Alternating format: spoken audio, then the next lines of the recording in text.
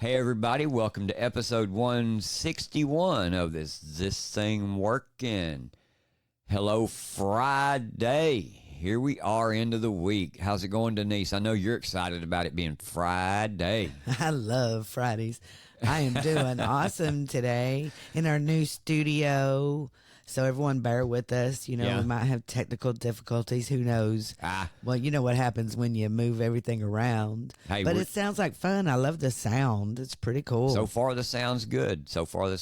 And hey, everybody, if you don't like the sound, hey, let us know. Yeah, let us know. We're excited, though. We're moving on up here. But we're improving it, and we'll continue to improve it. So here we go, man. What's in the news for today? Well, let's see. Houston is still without power 4 days later. As everybody would know, CenterPoint is the main electrical provider. They're the ones that go out and take care of the repairs and that kind of thing, them and Encore. So it's CenterPoint. So Channel 2 News out of Houston, they put out an article, and the headline of it was pretty catchy. It said, Center Pointless. They called them Center Pointless. It's funny because it says Center Pointless graffiti is painted on I-10 as Houstonians grow frustrated with power outages reaching day 4. It's just amazing to me. With 100-degree temps, man. 4 days without power, I can imagine. Houstonians are becoming impatient as more than 1 million CenterPoint customers wait for their power to be restored after the recent Hurricane Beryl ripped through the area, leaving significant damages. Customers are going on day 4 of no power, with temperatures in the Houston area reaching the mid-90s by Thursday afternoon. This is really crazy. The wind in that hurricane was bad. I told you, yeah. Denise had never been through a hurricane. And this, I know, by the time it hit land and by the time it reached us, it was designated as a tropical storm. But even here where we live, which is 110, 115 miles from the actual coastline itself, after the rains blew through and as the bands of the tropical storm kept blowing in band after band, wind band after wind band, those winds were reaching 60 miles an hour, and it was a pretty intense thing there for a little bit. And Denise had never been through one, so Yes, I kept telling her. Yeah, I kept telling her. I said, "Well, the best explanation I can give you about a hurricane is that it's actually just this big, large tornado that all of a sudden shows up and it just never leaves for hours. It just keeps going on and on and on." But we were lucky, and we got our power went out during the day of the storm about 2 o'clock that afternoon, and it was back on by about 1:30, 2 o'clock in the morning. We were blessed. And yes, we were very thankful for that, really. But Diboll, the town that we lived in, or that we live in here, they didn't have power even in the downtown area to the stores and the businesses until even late Tuesday afternoon. I know, and then we went out Tuesday afternoon, and we had an appointment, and every gas station from here to Lufkin was full. I mean, lines were full. Yep. So everybody is coming this way to get relief. Yeah, and that was the night that we went to the Angelina GOP meeting, and even then, I heard a story. I heard some people talking about it. And one of the ladies was saying that they had even been into one of the hardware stores. They were literally handwriting receipts for people and doing business the old-fashioned way, like you did back in the old days. And people don't know how to do that anymore. Yeah. Channel 2 News in Houston continues to say, CenterPoint Energy said as of Thursday morning they had restored power to more than 1.1 million customers and expects to have an additional 400,000 customers restored by Friday morning, July 12th, and a further 350,000 customers by Sunday. And it did. They say that the storm caused significant structural damage across CenterPoint service areas, including along the coast, where parts of that electrical system will literally need to be rebuilt. The hardest hit areas include Brazoria, where that hurricane made landfall, Matagorda, and up the Interstate 45 corridor to the Woodlands. Trees across the greater Houston area also contributed heavily to the outages as they were vulnerable due to the significant freezes, drought, and heavy rain that we've all experienced over the past 3 years. In the hardest hit areas, they say customers could even experience a more prolonged outage. You know, and this is devastating to a lot of people. And I'm going to bring up this tree thing because, you know, I have been seeing all over social media where, and even we have talked to Encore here about trees that were close to lines and asked them to come and trim around them. And they say, no, we don't do that anymore. That's your job. You know, so there are people that are pointing out that CenterPoint quit doing, you know, maintenance regarding tree maintenance by lines that they used to do. Yeah, and a lot of tree companies will shy away from it, especially the smaller tree companies. You know, they'll shy away from coming out and doing that kind of work sometimes. And because it's a liability, and it's probably a bigger liability for their company, which adds more expense, which raises the cost. Raises their insurance. From what I understand about the tree limbs being on power lines now is the only way that the Encore or CenterPoint will come out and take them off of there is if they're on the line and arcing. Yes. That's the only way. I know. By that time, it's too late, especially if you have to wait 3, 4, 5, 6 hours for them to even show up. Yeah, well, we here in East Texas are still having problems, not here in our town, but the surrounding towns. And our representative, Pete Sessions, he came out with a statement, and he said, we are acutely aware of the conditions following Hurricane Beryl. Outages across East Texas have left thousands exposed to the heat. The Walker County Storm Shelter is offering disaster food boxes as well as overnight shelter. Residents without power in Nacogdoches, Angelina, and Trinity counties are encouraged to seek shelter from the heat and drink plenty of water to decrease the risk of heat-related illnesses. Well, the one thing I can say about that is the Nacogdoches, Lufkin area, they're very hospitable with their evacuation shelters and the shelters that for people to stay in. They're very gracious with it, and they do a great job. So y'all use it. Yeah. I mean, really, keep yourself safe. Yeah. Before we start the show, we want to state these are our opinions and our assertions, and if you agree with us, tell your friends and share the show.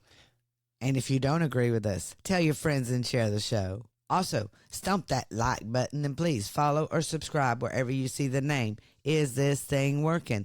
And our podcast is available for download on all platforms, for example, Apple and Spotify. And you can also watch us on YouTube if you like, but download that Rumble app because that's where you can find us mainly. So you can follow the show and you will receive instant notifications when the show goes live Monday through Friday at 2 p.m. Central Standard Time. Thank you. Let's get on with this show. Bannon Watch. Here we go. 113 days until Steve Bannon is no longer a political prisoner. We'll be saying this every day. We're doing the countdown just to remind everybody exactly what's going on with Steve Bannon. Also, I want to remind everybody that premiering at the RNC on Thursday, July 18th, 2 p.m., Government Gangsters movie director Matthew Taylor says the most consequential part of the film is Russiagate because it tied in the intel agencies and the war against President Trump. Kash Patel, Steve Bannon, and the film crew put this film together in 100 days. This is a government gangster from the creators of Clinton Cash, and we want you to pre-order it right now. It's warroom.film. So please do that so we can support MAGA and the fact that we really need to do something about our intel agencies. We would like to welcome our new sponsor to Is This Thing Working? So help us welcome Cornbread Hemp. Their mission is to draw on Kentucky's 250-year legacy of growing hemp, as well as the state's unique climate and soil, to manufacture the highest quality cannabis products available in America. They proudly offer full-spectrum, USDA organic CBD products with up to 2 milligrams of THC per serving. Their plants are grown in what's known as the Bluegrass Basin, which produces the highest quality hemp alongside the best bourbon and fastest racehorses. Cornbread Hemp is one of the very few, if not only, CBD brands in America who exclusively use the hemp flower to create their CBD extract, called Flower Only CBD, and they want the world to know. In a side-by-side comparison to a market leader, Cornbread Hemp checks all the boxes. They are USDA certified organic, flower-only extracted, full spectrum, free of artificial colors and preservatives, and they are third-party lab tested. Cornbread Hemp supports me on my wellness journey. I love Cornbread Hemp gummies. I especially enjoy the watermelon gummies. After work, when I feel overwhelmed, I take a gummy and I go for a relaxing and calming swim. So make sure you get you some Cornbread Hemp gummies. I take them daily. So whether you choose to take Cornbread Hemp gummies, oils, lotion, or whatever you choose, take them daily and discover a delicious way to improve your health and well-being. And if you're having problems with winding down for the day, try out Cornbread Hemp Sleep Gummies or the lotion, which I use every night to soothe my joint discomfort. Please check out Cornbread Hemp by going to cornbreadhemp.com right now for a 30% off your initial purchase of any products on the website. Again, go to cornbreadhemp.com and use promo code ITTW for this special offer. Remember, you get 30% off, promo code ITTW. Hey, you know, we had breaking news before we started the show today. AT&T reveals hackers stole nearly all records of customers' calls and texts. This is huge. Surprise, surprise. Yeah, this is coming from Zero Hedge. It's by Tyler Durden, and this is what he says. Yeah, like you said, surprise, surprise. AT&T has revealed a massive hack of customer data for the second time this year. The latest batch of customer data includes records of calls and text interactions that occurred between approximately May 1st and October 31st, 2022, as well as on January 2nd, 2023, the company wrote in a regulatory filing Friday. AT&T said the data does not include content of calls or text, personal information such as social security numbers, dates of birth, or other personally identifiable information, but noted the data does not include periods of time, records of calls, and text of nearly all of AT&T's wireless customers and customers of mobile virtual network operators using AT&T's wireless network. So, wow, what do we do about this, folks? Yeah, and here's the thing, their excuse that they used, that it does not include content of calls or text.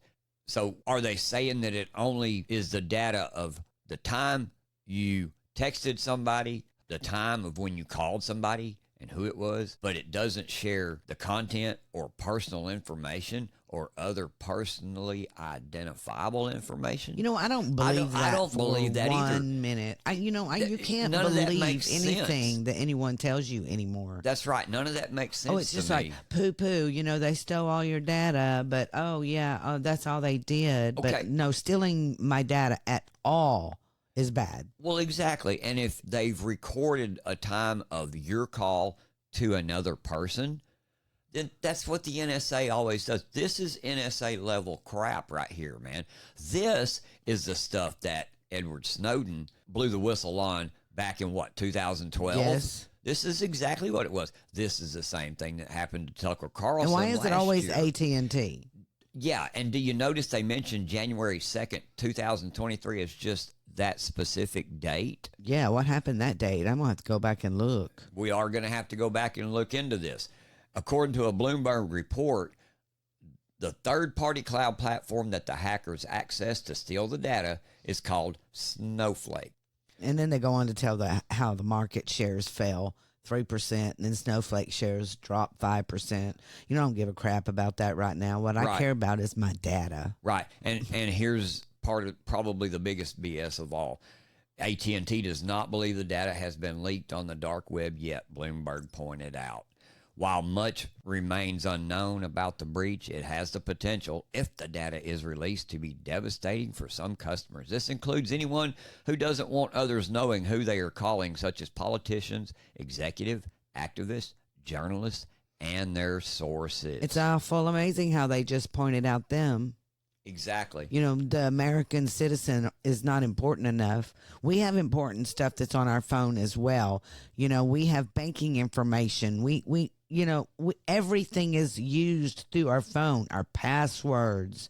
Yeah, all you of didn't that. say anything about any of that. All of that. I agree. You know, what if I open my app and all of a sudden someone just steals my money out of my account? I agree. You know, this is very, very disturbing, folks. And for it to say, well, we just know that this number called this number, but there's no personal identifiable information. That's bullshit, because you know the number who called, you know the owner of the account of the number who received that call. You know. Bullshit. I think I'm fixing to move off of AT&T. They are always having some kind of issue. Right. I don't know what. But it was reported on March 31st that the personal data of 73 million AT&T accounts were leaked onto the dark web. Much of the data appeared to be from 2019 or earlier. So if this was reported on March 31st, that the data from 2019, that's what they're trying to tell you. Just only that data was leaked, not this data in 2022. You know, that's where I say the absurdity and the bullshit of it is. Yeah, it is.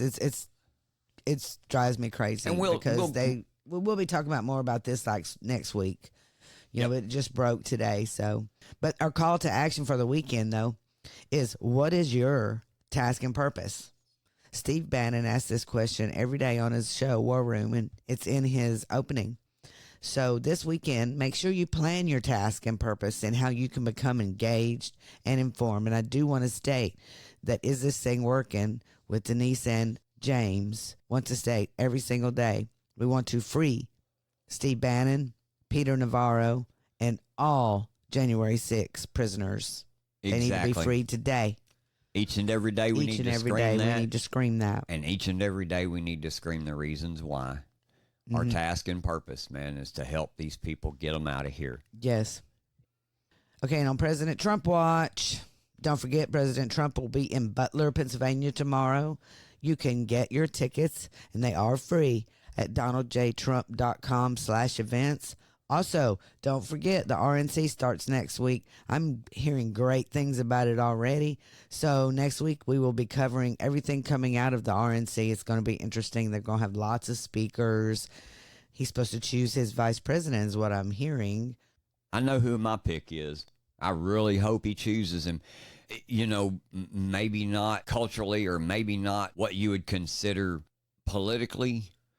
Maybe a lot of people don't like Doug Burgum, but I like Doug Burgum, and I agree with a lot of Doug Burgum's platforms and principles, because a lot of them, I don't care what you say, they match President Trump's principles and platforms.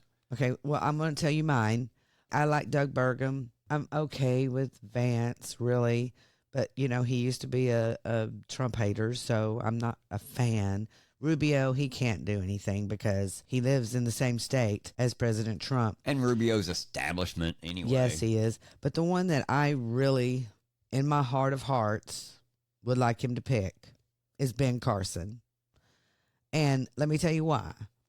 Because from the very beginning, even when the first time they ran for president together back in 2015, that man, Ben Carson, and President Trump, they've had this chemistry just together. And Ben Carson kind of brings a softer side to President Trump, and he's loyal.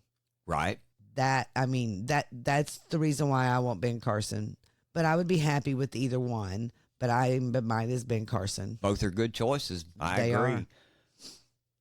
Experience the ultimate shipping solution with Easy Ship. Are you tired of navigating complex logistics and wasting valuable time? Say goodbye to the stress of shipping and hello to simplicity with Easy Ship. Our intuitive platform allows you to compare rates from leading carriers, schedule pickups with ease, and track your shipments in real time, all in one place.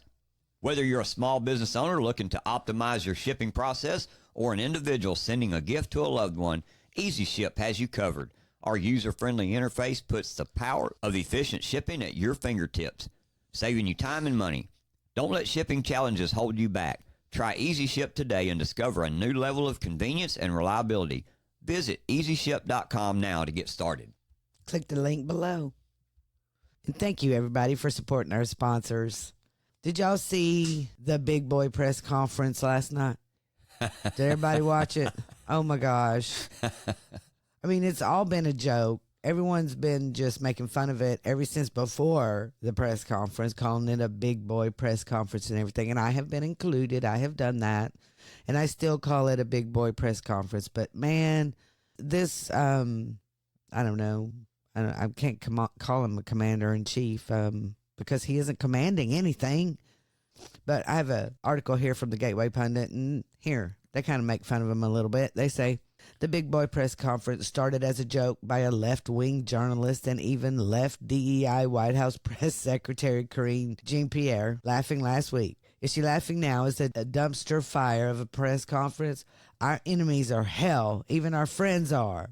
As the Gateway Pundit reported, Biden kicked off the presser by calling Ukrainian President Zelensky President Putin and slurring incoherently.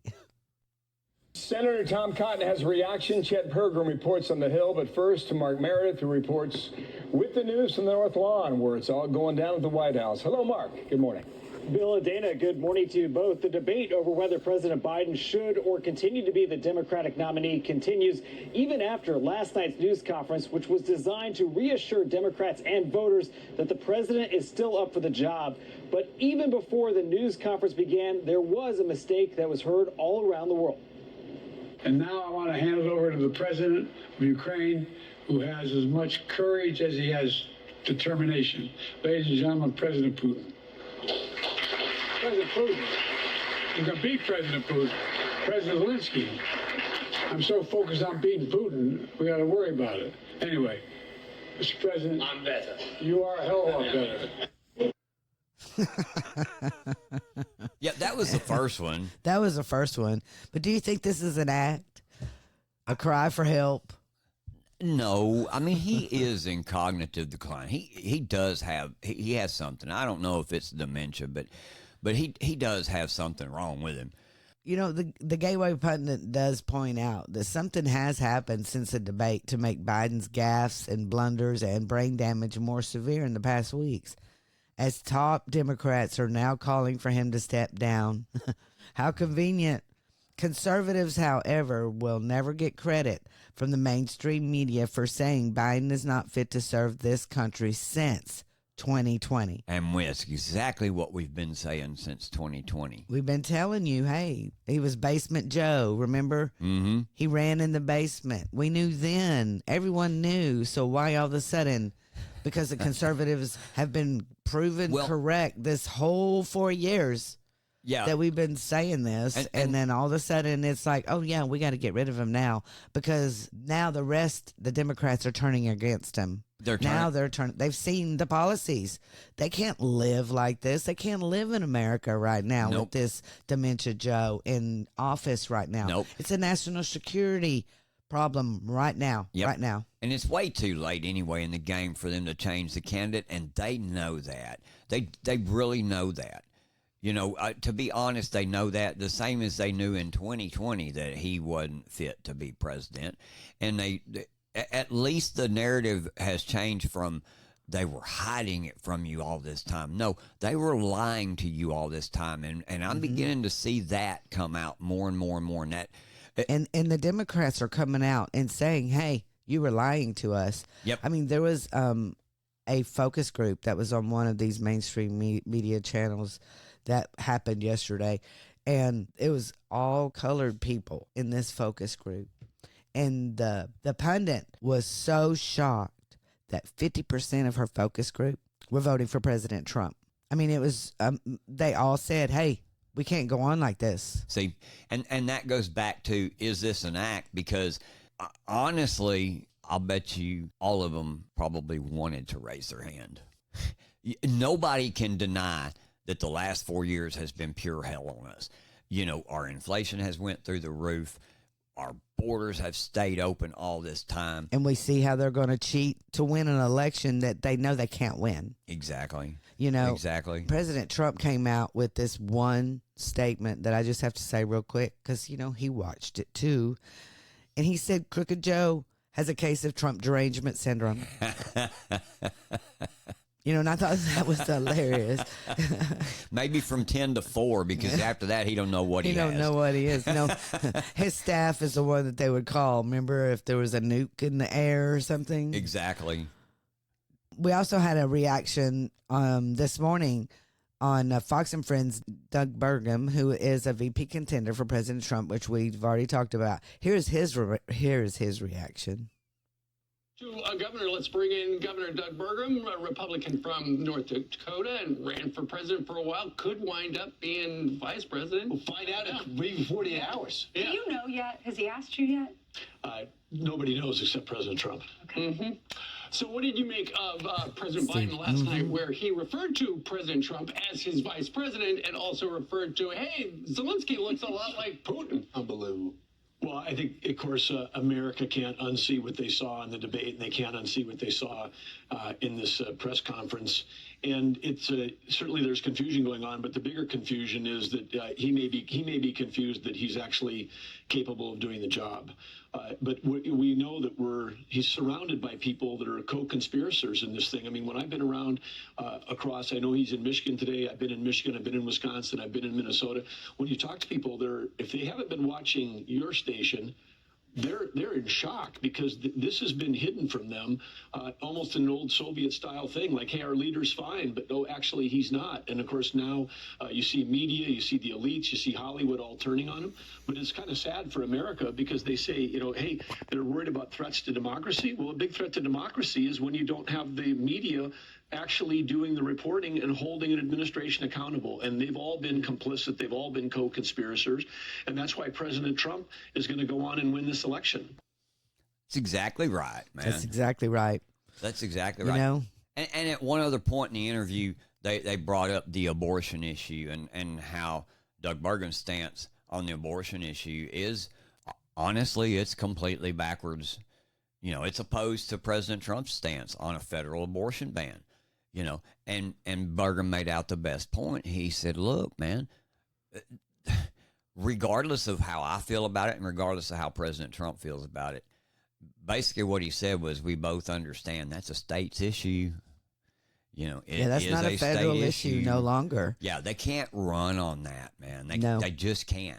No, that's only a state issue. You can run it. You can run on that in your state. Yep. But federally, it's not anything we can do about abortion any longer, because our wonderful Supreme Court did the right thing.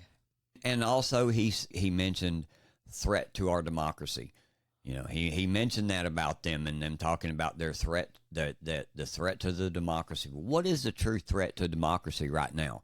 The DNC party themselves are a threat to their own democracy. Yes, and AOC is a threat to democracy. She files impeachment articles on Justice Thomas and Justice Alito. Can you believe that nonsense? Well, every time I see this, it makes me just fired up. The articles that she filed came less than 2 weeks after the court ruled that presidents have immunity for official action. The decision in Donald Trump's federal election interference case drew outrage from legal scholars and Democrats. That just drives me crazy. And I'm getting this from Newsweek. And it drives me crazy that they say legal scholars, but they don't tell me who they are. Yeah. Legal scholars. Well, I could be a legal scholar. I think they're legal. Myself. Yeah. I believe they're legal scholars that never read the Constitution. Oh, for real. That's what I believe. But what we know about this is the impeachment resolution for Justice Thomas includes 3 articles. The first pertains to his alleged failure to disclose financial income, gifts, and reimbursements, property interests, liabilities, and transactions, among other information.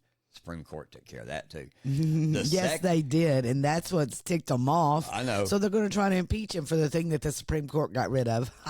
The second pertains to his refusal to recuse himself from matters concerning his spouse's legal interest in cases being argued before the court. The third is for not recusing himself from matters involving his spouse's financial interests. They tend to forget, or they don't want you to remember that this used to be a Democrat leaning a Supreme Court, and they did all of this. So by their logic, they did never recuse themselves. Right. Oh, yeah. Yeah. The impeachment resolution for Judge Alito, because it's against Thomas and Alito, the impeachment resolution for Alito has 2 articles. One pertains to not recusing himself from cases in which Once again. Yep. Once again, it pertains to him not recusing himself from cases in which he allegedly had a personal bias or prejudice concerning a party in cases before the court. Well, this is because of the flag, right? I guess so. I guess so, yeah. The second pertains to an alleged failure to disclose financial income, gifts, and reimbursements, property interests, liabilities, and transactions, among other information. And in a statement, AOC wrote, "The unchecked corruption crisis on the Supreme Court has now spiraled into a constitutional crisis, threatening what? American democracy. Writ large."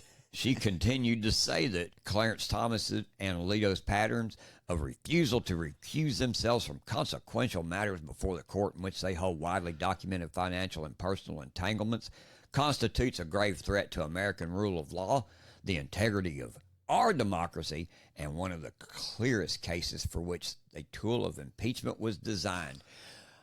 A threat to their democracy. Of course it is. Consequential matters before the court in which they hold widely documented financial and personal entanglements. Guess who I thought of immediately? Judge Juan Merchan. Yeah.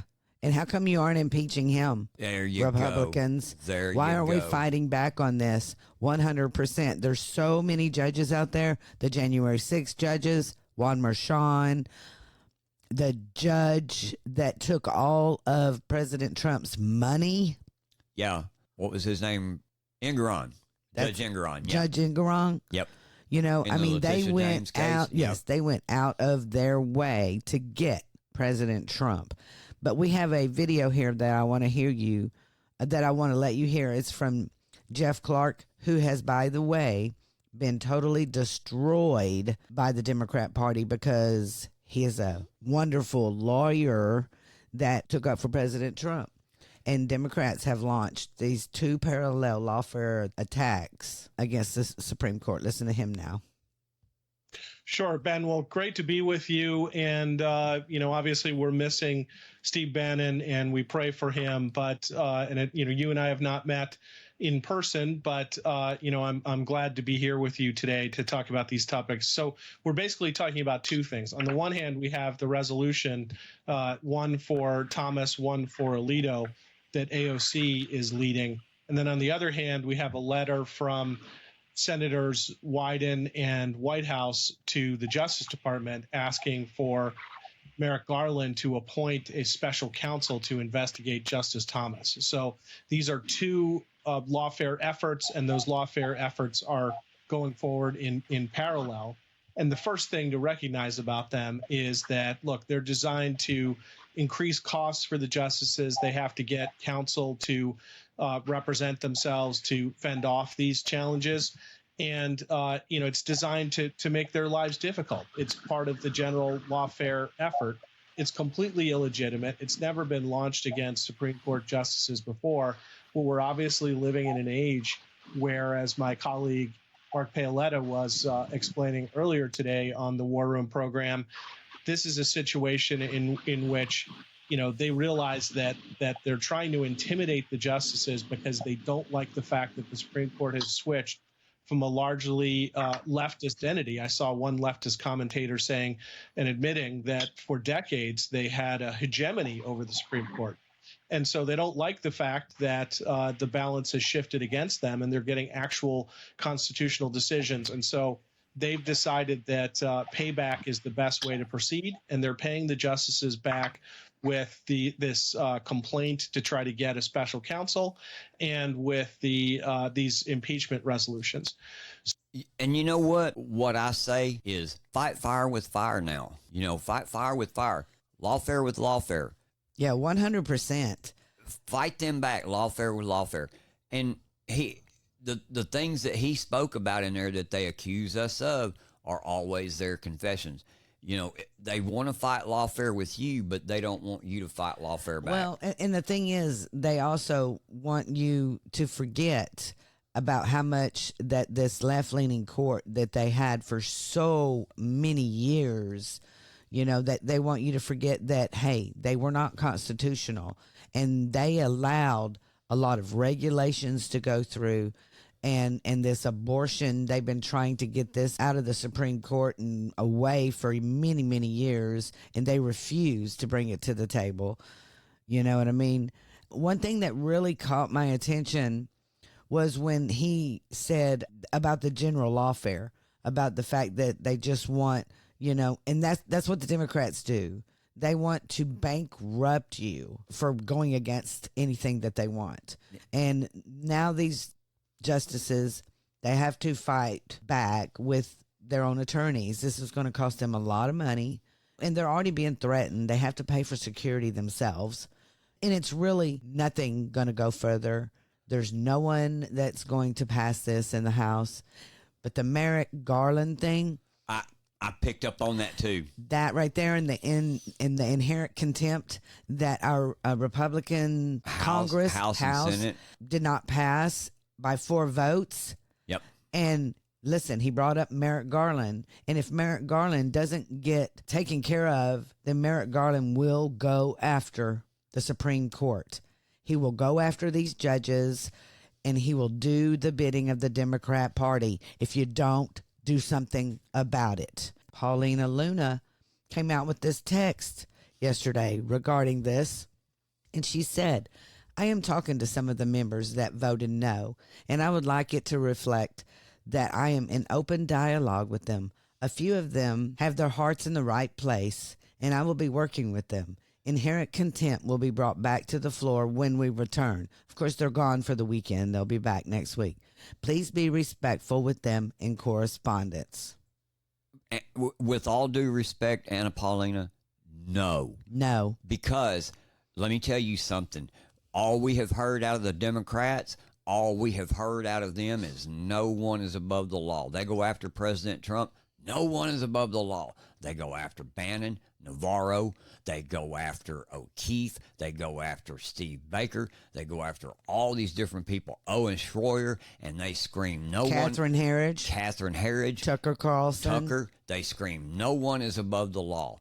And then they want to turn around and ask you to be respectful to them when you sit there and you watch them instead of doing what is right, which was the day that Merrick Garland did not turn over the audio and was charged with contempt. If he refused to bring himself to the court to be arrested, you should have sent the sergeant at arms to go arrest him and put him in jail right next door to Steve Bannon and Peter Navarro. And you know what?